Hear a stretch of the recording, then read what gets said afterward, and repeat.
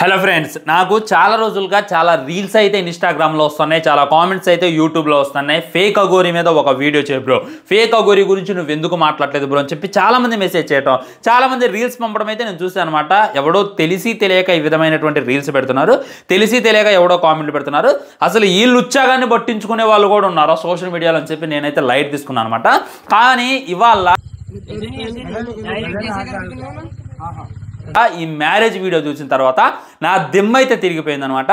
First ఇప్పుడున్నటువంటి media ఏం చేస్తుంది అనేటటువంటి దానికి చాలా బాధగా అనిపించింది. అండ్ ఇప్పుడున్నటువంటి అమ్మాయిలు ఏం చేస్తున్నారు అనేటటువంటి బాధ కలిగినప్పుడు చాలా ఇదిగా అనిపించింది అనమాట. అండ్ యువత ఏం చేస్తుంది, హిందూ సమాజం ఏం చేస్తుంది అనేటటువంటివి తెలుసుకున్న తర్వాత చాలా అంటే చాలా ఇదిగా అనిపించింది, చాలా అంటే చాలా బాధగా అనిపించింది అనమాట. నిజంగా ఫ్రెండ్స్, అసలు ఎలాంటి సమాజంలో మనం బతుకుతున్నాం అనేటటువంటి ఫీలింగ్ అయితే మీకు తప్పకుండా కలిగిద్ది అనమాట. నేనైతే హానెస్ట్గా మాట్లాడేటటువంటి ప్రయత్నం చేస్తా, మీరైతే హానెస్ట్గా వినేటటువంటి ప్రయత్నం చేయండి అనమాట. నిజం చెబుతున్నా, చెవులు పెట్టి వినండి. ఈ లంజా కొడుకుని ఈరోజు అయితే ఎక్స్పోజ్ చేయబోతున్నాను అనమాట. ఏంది బ్రో అంత మాట అన్నమని. మీరు ఈ వీడియో చూసిన తర్వాత ఇది చాలా చిన్న పదం, ఇంకా నాకైతే వీళ్ళ అమ్మని వీళ్ళ నాన్నని కూడా తిట్టాలని ఉంది, కానీ తిట్టలేకపోతున్నా. ఎందుకంటే వీళ్ళ అమ్మ నాన్న చేసినటువంటి తప్పేం లేదు, ఉందన్నమాట వీడిని కనడం. కానీ రోడ్డు మీదకైతే వదిలేశారు. రోడ్డు మీదకి వదిలేయడంలో వీడైతే రావటం, హిందూ ముస్లిమ్స్ క్రిస్టియన్స్ మధ్య గొడవ పెట్టడం, అది ఎవడో పట్టించుకోలేదు. కానీ అమ్మాయిల జీవితాలని నాశనం చేయటం, వాళ్ళ అమ్మా నాన్నని ఏడిపించడం, ఇవన్నీ తెలిసిన తర్వాత నాకైతే చాలా బాధగా అనిపించింది అనమాట. ఈ అఘోరి గురించి మాట్లాడాలంటే వీడి పేరు శ్రీనివాస్ అనమాట.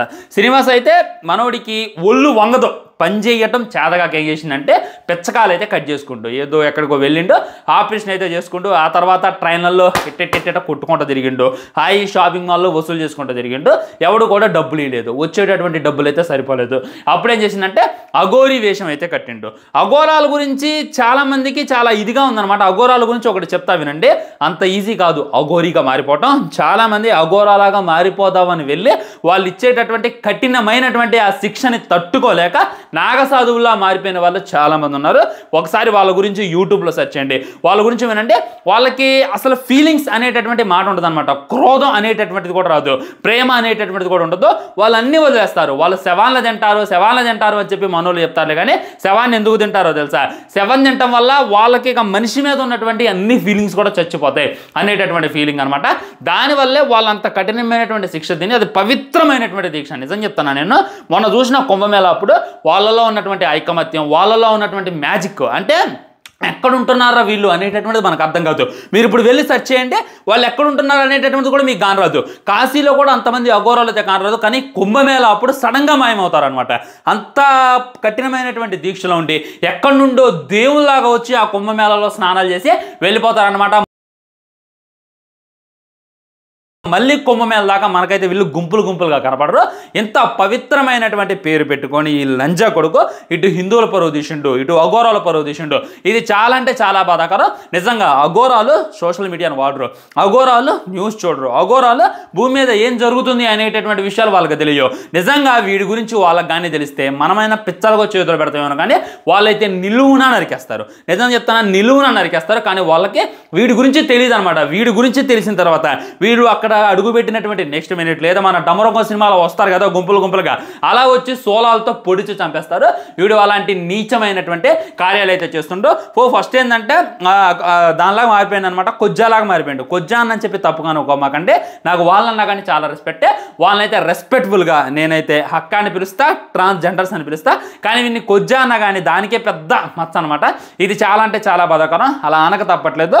సో ట్రైన్లో డబ్బులు వసూలు చేయడం, షాపింగ్ మాల్లో డబ్బులు వసూలు చేయడం, ఆ షాప్ తిరగటం, ఈ షాప్ తిరగటం లాంటివి చేసిండు. ఇక లాభం లేదు, ఇక డబ్బులు సరిగ్గా రావట్లేదు.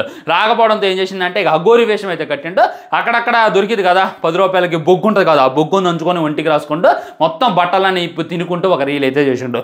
అది వైరల్గా మారింది. ఇక దాంతో బిగ్ టీవీ భయ వీళ్ళైతే వెళ్ళారు, వీళ్ళని భయంకరమైనటువంటి ఫేమస్ చేశారు. ఎంత ఫేమస్ చేశారంటే అంత ఫేమస్ చేశారు. అఘోరగా ముత్యాలమ్మ గుడికి వచ్చింది, అఘోర ఆడబోతుంది, అఘోర ఈ పిల్లిని చేస్తుంది, అఘోర ఏరుగుతుంది, అఘోర ఉచ్చబోతుంది అని చెప్పి భయంకరమైనటువంటి ఫేమస్ అయితే చేశారు. ఇక దాంతో జనాలంతా కూడా వీడి వెనకపట్ట మొదలుపెట్టారు. వీడికి జనాల్లో ఉన్నటువంటి ఫీలింగ్ చూసుకొని ఏం చేసిందంటే ముస్లిమ్స్ని తిట్టడం మొదలుపెట్టిండు. ఈరోజు నేను ఆ దర్గాకు వెళ్తున్నాను, దర్గాని కూల్చబోతున్నాను, ఎవడేం చేస్తాడో రండి, ఎవడేం పీకుతారో పీకండి అని చెప్పి లోపల ఉన్న దర్గాని కూల్చే వరకు ఎంతమంది అడ్డుకుంటారు రాజకీయ పరంగా కానీ సొల్లు మాటలు చెప్పిండు, కానీ అక్కడ అడుగు కూడా పెట్టలేదు. ఎందుకంటే అక్కడ అడుగు పెడితే నిలువునా నరికేస్తారని చెప్పి తెలుసు అనమాట. ఏం కాకపోయింటో తిరిగి వచ్చేసిండు. సో ఇది చాలా చేసింది అనమాట. ఇవన్నీ చేసినప్పుడు చాలా మంది ఏమంటున్నారనంటే వాడు ముస్లిమ్స్నే కదా తిట్టింది అని చెప్పి చాలా మంది హిందువులు సంకలు గుద్దుకున్నారు. వాడు క్రిస్టియన్స్నే కదా తిట్టింది, చాలా మంది హిందువులు ఇది అయిపోయారనమాట. వాడు ముస్లిమ్స్ని క్రిస్టియన్ని ఓన్లీ తిట్టిండు, కానీ హిందువుల పరువు మొత్తం కూడా రోడ్డు మీద పెట్టిండు అనేటటువంటి చిన్న విషయాన్ని మీరు ఎలా మర్చిపోతున్నారు? హిందూ హిందూ అని చెప్పుకొని బట్టలు ఇప్పుకొని తిరుగుతుండు. ఇదే భయ మన హిందూ సంస్కారం, ఇది మనకు నేర్పిందా? అఘోరి అఘోరి అని చెప్పి అమ్మాయిల చుట్టూ తిరుగుతుండు, అఘోరి అఘోరి అని చెప్పి బీర్లు తాగుతుండు, అఘోరి అఘోరి అని చెప్పి సిగరెట్లు తాగుతుండు, అఘోరి అఘోరి అని చెప్పి మీడియా ముందుకు వచ్చే సొల్లు మాటలు చెప్పుకుంటే అమ్మాయిల జీవితాన్ని నాశనం చేస్తుండు, పేరెంట్స్ నేర్పిస్తుండు. ఇదే మన హిందుత్వం మనకు నేర్పించేది, ఇదే మన అఘోరితనం మనకు నేర్పేది అనేటటువంటి లాజిక్ని ఎలా మర్చిపోతున్నారు అనేటటువంటిది నాకైతే ఏమాత్రం కూడా అర్థం కావట్లేదు. చాలా మంది వీడిని కొట్టారనమాట, చెప్పుతో కొట్టారు, కర్రతో కొట్టారు, దాంతో కొట్టారు, దీంతో కొట్టారు, అయినా కానీ వీడిని మారలేదు. సో ఇక్కడ డబ్బులు వసూలు చేసుకోవడం, సోషల్ మీడియాలో ఫేమస్ కావడం, ఇదేది కూడా అంత బాధగా అనిపించలేదు. పాపం ఒకరోజు ఒక ఇన్నోసెంట్ ఫ్యామిలీ, మీకు తెలుసు అనమాట, కొద్దిగా ఇదిగా ఉన్నా కానీ మా మాత, మా దేవుడు, మా పూజారి అని చెప్పి ఇంట్లోకి ఆహ్వానిస్తారు. అదేవిధంగా వీరినైతే ఈ వర్షిని ఫ్యామిలీ అయితే ఇంట్లోకి అయితే ఆహ్వానించడం జరిగింది. దాంతో వర్షిని వాళ్ళ అన్నయ్య, మమ్మీ కొద్దిగా ఆయనకి సేవలు చేయ మమ్మీ అంటే, సేవలు చేయాల్సింది మీ అమ్మ కాదు, మీ చెల్లి నాకు సేవలు చేయాలి అని చెప్పి చెల్లితో సేవలు చేయించుకోవడం మొదలుపెట్టిండు. ఒకసారి గుజరాత్ అయితే తీసుకుపోయిండు.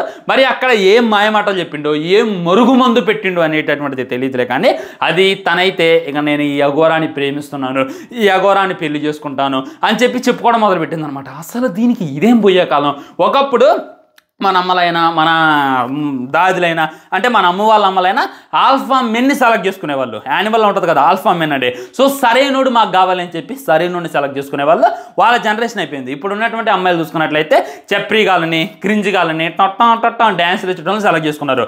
వీళ్ళని చూస్తే కూడా బెటర్ అనిపిస్తుంది అనమాట. కానీ ఇప్పుడు ఉన్నటువంటి మరి అమ్మాయిలు ఇంత దరిద్రంగా తయారయ్యారా?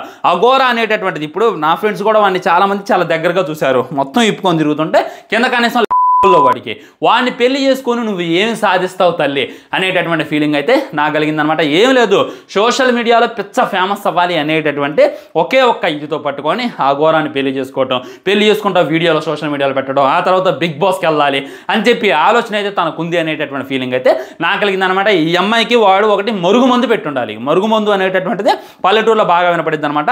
ఇంత ఉచ్చగలుపుతారంట, ఇన్ని 2 ఎంటికలు ఎత్తాలంట, ఆ తర్వాత ఒక రకమైనటువంటి మందు ఉంటుందంట. ఆ మందు కలిపి గిలకొట్టి తాపితే వాడంటే మనం పడి చచ్చిపోతాం అనమాట. రీసెంట్గా మా ఫ్రెండ్ కూడా ఒకటి ఏందో మరుగు మందు పెట్టారంటే కక్కించడానికి వెళ్ళిన అనమాట. అదే రకంగా ఈ అమ్మాయికి వాడేదో మరుగు మందు పెట్టుండాలి. మరుగు మందు అవన్నీ ఫేక్ బ్రో ఏమి ఉండవు బ్రో అంటే, లేదా మాయ మాటలు చెప్పుండాలి. ఇప్పుడు నీ వయసు ఎంత, నువ్వు డిగ్రీగా చదువుకుంది, నువ్వు అక్కడ ఉంటే నీకు పెళ్లి చేస్తారు, ఆ తర్వాత పిల్లలు, నీ జీవితం ఇంతతో కొలాప్స్ అయిపోద్ది. అదే నువ్వు నాతో ఉంటే నిన్ను ఫేమస్ చేస్తా, నిన్ను బిగ్ బాస్కి పంపిస్తా, నిన్ను అక్కడికి పంపిస్తా, నిన్ను హీరోయిన్ చేస్తా అని చెప్పి మాయ మాటలు అయితే చెప్పుకున్నారనమాట. ఆ అమ్మాయి భక్తితో వెళ్ళింది అనేటటువంటిది 100% రాంగ్. అది భక్తి కాదనమాట. కామం తీర్చుకోవడానికి వెళ్ళింది అనుకున్నా కానీ వాడి దగ్గర ఏముంది, ఏం లేదు కదా, కామం కూడా కాదు. అదే ఇది ముమ్మాటికి తప్పు పనిరా తల్లి వర్షిని. మీ అమ్మ నాన్న ఎంతలా ఏడుస్తున్నారు అనేటటువంటి వాళ్ళ బాధ ఏంటి అనేటటువంటిది నేనైతే చూసా. మీ అమ్మ నాన్న ఏడుపుని తీసిపోయి ఎలాంటి వాడి కోసమా? ఇప్పుడు చాలామంది అమ్మాయిలు పేరెంట్స్ని వదిలేసి, పేరెంట్స్కి ఎదిరించి ఎవరినో పెళ్లి చేసుకుంటున్నారు. అది అంటే ఇప్పుడు కాకపోయినా తర్వాత యాక్సెప్ట్ చేస్తారులే అనేటటువంటి ఫీలింగ్. కానీ ఇక్కడ వీళ్ళ అమ్మా నాన్న బాధ ఏదైతే ఉందో ఇది వర్ణించరాదనమాట. వాళ్ళ బాధ ఎలా ఉందంటే, మా కూతురు ఇప్పుడు ఈ విధంగా ఒక కొజ్జాగాడితో, ఒక అఘోరి గాడితో, ఒక ఫేక్ నా కొడుకుతో, ఒక లంజా కొడుకుతో పెళ్లి చేసుకోవడానికి వెళ్ళింది. మరి తన జీవితం ఏమైంది అనేటటువంటి బాధ్యత ఆ పేరెంట్స్ కానొస్తుంది. ఆ పేరెంట్స్ ఏడుపు చూసినప్పుడు నాకు కలిగినటువంటి ఫీలింగ్ ఏంటంటే, ఈ భూమి మీద ఎవరికి కూడా ఇంత కష్టం రాకూడదు, నేను పగగా హేట్ చేసేటటువంటి ఎవరికి కూడా ఇంత కష్టం రాకూడదు అనేటటువంటి ఫీలింగ్ కూడా నాకు కలిగింది.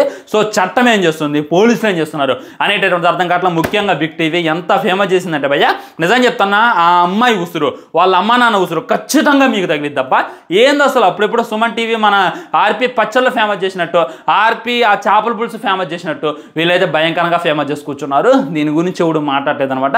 దీని మీద అయితే స్ట్రిక్ట్ యాక్షన్ తీసుకోవాలి. స్ట్రిక్ట్ యాక్షన్ తీసుకున్నాక ఖచ్చితంగా ఈ కంటెంట్ మీద వీడియో చేస్తూ ఉంటా.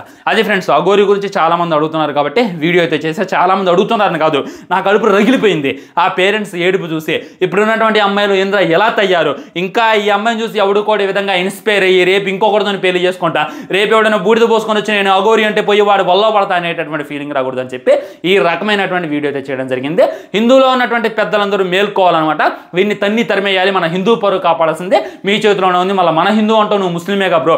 నేను చెప్తున్నా, బీయింగ్ ఏ ఇండియన్ నేను హిందూస్కే సపోర్ట్ చేస్తాను. ఎందుకంటే 100 మందిలో 90 మంది నా హిందువులే నా వీడియోలు చూస్తున్నారు కాబట్టి నేను మీకు 100% సపోర్ట్ ఇస్తాను అనేటటువంటిది నా ఫీలింగ్ అనమాట.